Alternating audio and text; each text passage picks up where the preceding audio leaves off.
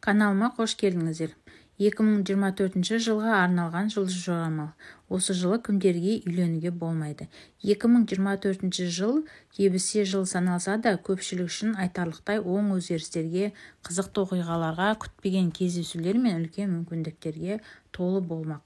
Осы жылдың басты ережесі өзіңізге сену, айқын мақсат қойып, оның жолында әрекет ету. Жұлдыз жорамалға сенсек, жыл басы тыныш болады. Бастаған істерді аяқтауға, маңызды мәселелерді шешуге мүмкіндік бар. Астрологтар 2024 жылы көптен бері ойлаған, бірақ бастай алмай жүрген ісіңізді еш ойланбастан қолға алуға кеңес береді. Сондай-ақ 2024 жылдың басы қарым-қатынастағы жұптар үшін өте маңызды. Ғашықтардың арасында сенім нығайып, өкпе ренішпен айтылмай қалған сөздер өткен жылда қалады. Жұлдызнамашылардың айтуынша, ұзақ уақыт сезімін жасырып жүрген жандар батыл қадам жасайтын сәт келгенін түсінеді. 2024 жылдың ортасы кәсіпкерлер өз ісін дамытқысы келетінді және кәсіп бастағалы жүрген жандар үшін табысты болмақ. Сол себепті бұл серіктестер мен инвесторлар іздеу үшін ең қолайлы уақыт деп саналады. Келер жылы жұлдыз белгілерінің өмірінде қандай оқиғалар мен өзгерістер болады? Астрологтар әр жұлдыз белгісіне жеке тоқталып, 2024 жылда арналған жұлдыз жорамалды ұсынады. Тоқты. 2024 жыл тоқтылар үшін қызыққа толы болмақ. Бәлкім кей мәселелер оңай шешіле қойма мүмкін, алайда қиындыққа мойымай, қайсарлық танытсаңыз мақсатыңызға жетесіз. Жыл басы көптеген оқиғалармен есте қалмақ. Одан сабақ алсаңыз, тәжірибеңізді өмірде талай мәрте пайдаға асырасыз. Араласатын ортаңыз кеңейіп, көптеген адамдармен танысасыз. Бұл іскерлік тұрғыдан пайдалы болады.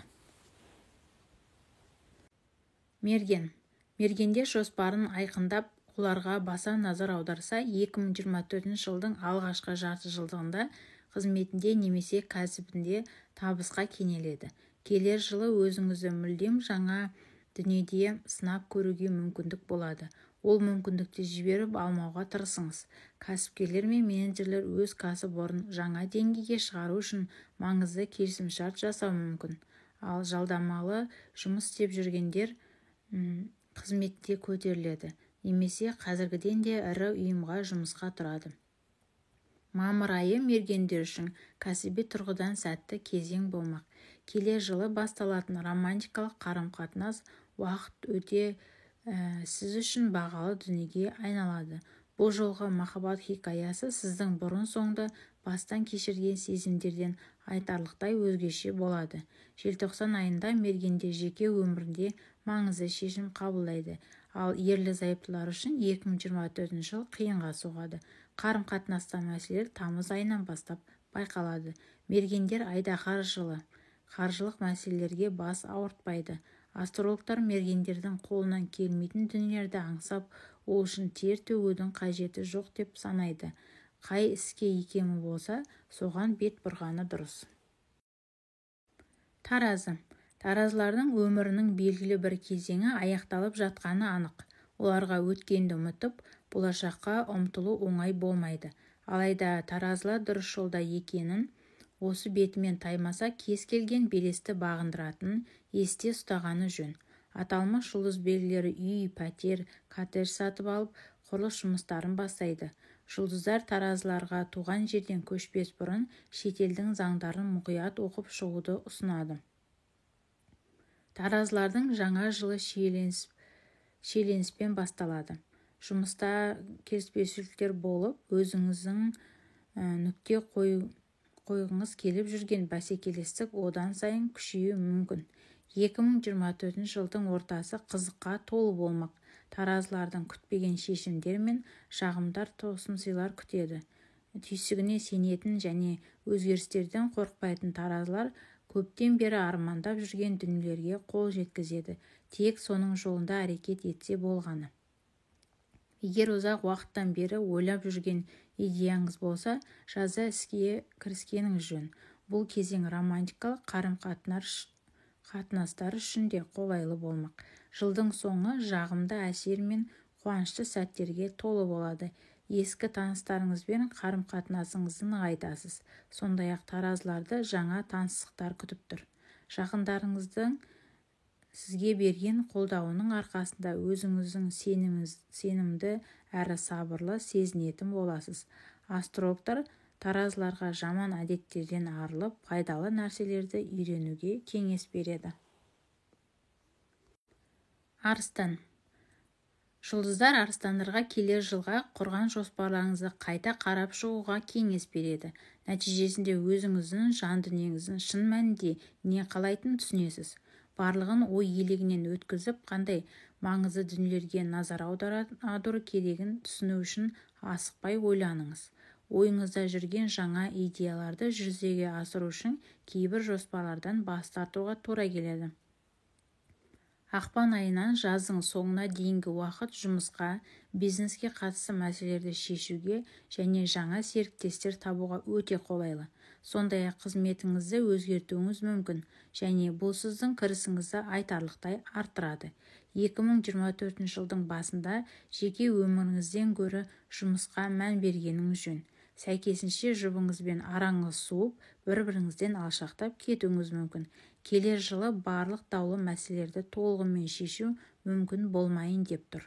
Күз мезгілі сіздің әлеуметтік ортаңызды кеңейтуге қолайлы уақыт. Жаңа жобалар мен жұмысыңыздың арқасында әртүрлі адамдарды кездестіресіз. Романтикалық қарым-қатынас басталып қана қоймай, жылдың соңына қарай сүйіктіңізбен некеге тұруыңыз да ғажап емес. Жұлдыздар арыстандарға ешкімнен ештеңе күтпей, барлығын өз қолына алуға кеңес береді. Егіздер. Егіздер үшін 2024 жылдың бірінші жартысы айтарлықтай қарбалас болуы мүмкін. Сондықтан бұл уақытта маңызды шешімдер қабылдауға асықпағаныңыз жөн. Өміріңізде оқиғалар қарқынды дамиды, бірақ сіз олардың нақты себебін түсінбеуіңіз мүмкін. Араға уақыт салып, барлығын ой елегінен өткізіп, түсіне бастайсыз. Есіңізде болсын, болашаққа жоспар құрып, оларды жүзеге асыратын уақыт келеді. Жұмысыңызда бірқатар қиындықтар болады. Бірінші жарты жылдықта жаңа жұмыс табу қиынға соғады, немесе қазіргі жұмысыңыз көп күш пен шыдамдылықты талап етпек. Табысыңызды арттыру үшін қосымша жұмыс алуыңыз ғажап емес. Егер кәсіп ашуды жоспарлап жүрсеңіз, оны кейінге қалдырғаныңыз дұрыс. Сондай-ақ, жыл басында отбасында түсініспеушіліктер пайда болып, жанжалдар туындайды деген болжам бар. Ал тамыз айында дау-жанжал басылып, отбасыңыз қайтадан жаныңызға жайлылық сыйлайтын болады. 2024 жылдың екінші жартысында сіздің ерекше кездесулер күтеді. Олардың бірі сіз үшін тиімді болса, ал енді бірі жай ғана жағымды әсер қалдырады.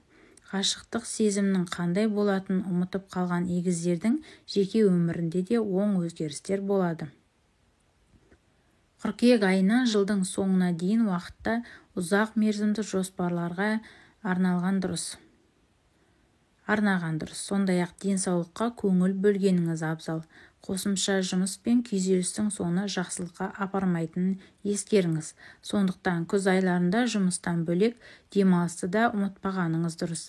Астрологтар туған жерінен жырақта жүрген егіздерді өзге елдің тәртібі мен заңына мұқият болуын ескертеді. Бикеш.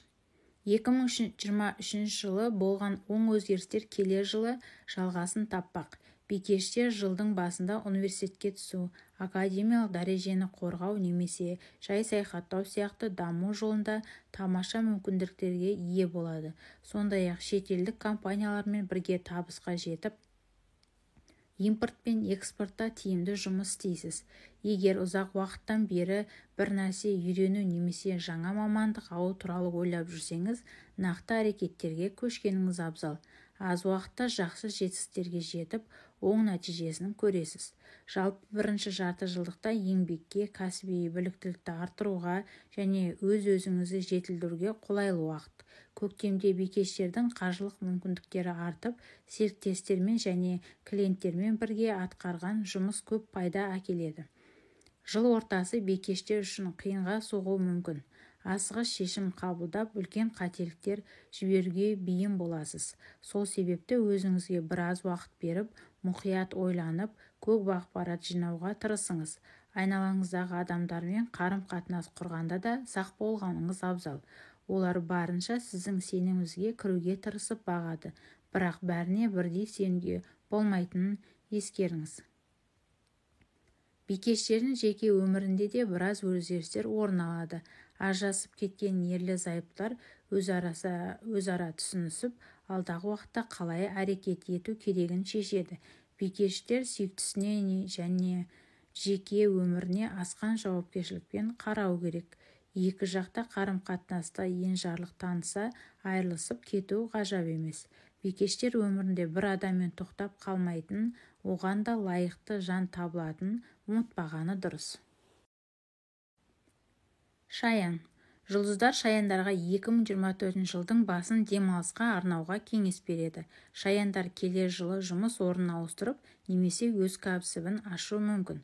Мысалы, шығармашылыққа бет бұрып, оны табыс көзіне айналдыруға, өзіңізді және басқалар білмейтін қабілеттеріңізді көрсетуге мүмкіндігіңіз бар. Сондай-ақ 2024 жылдың басы қаржылық мәселелерді шешуге, ауқымды дүние сатып алуға және инвестиция жасауға өте қолайлы уақыт.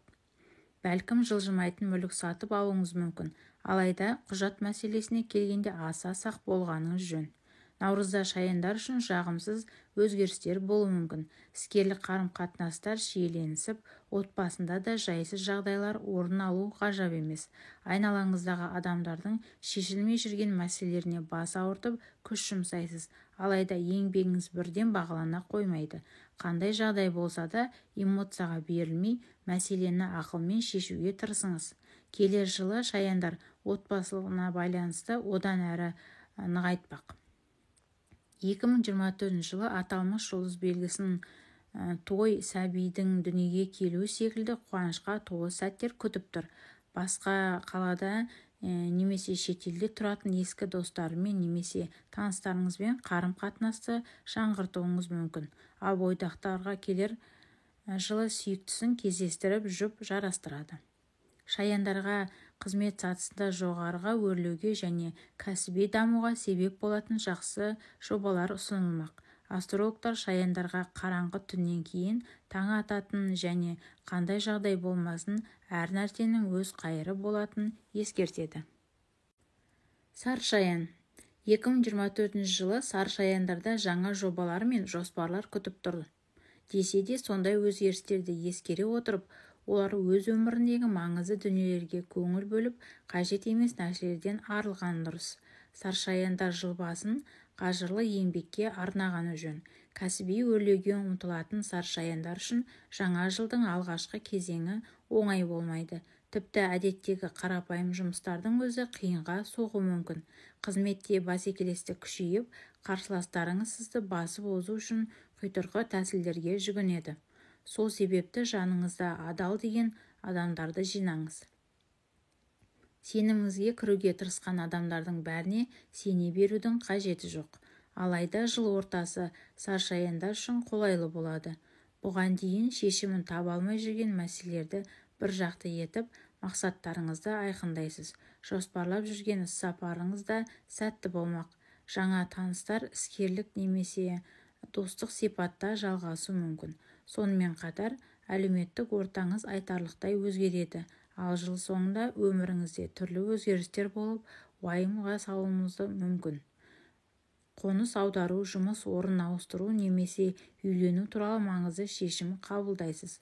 Жұлдызнамашылардың айтуынша, келер жылдың тамыз мен желтоқсан аралығында саршаяндардың жеке өміріндегі мәселелер шешіледі. Олар не сүйіктілерімен шаңырақ көтереді, не болмаса мәңгілікке айырылысады.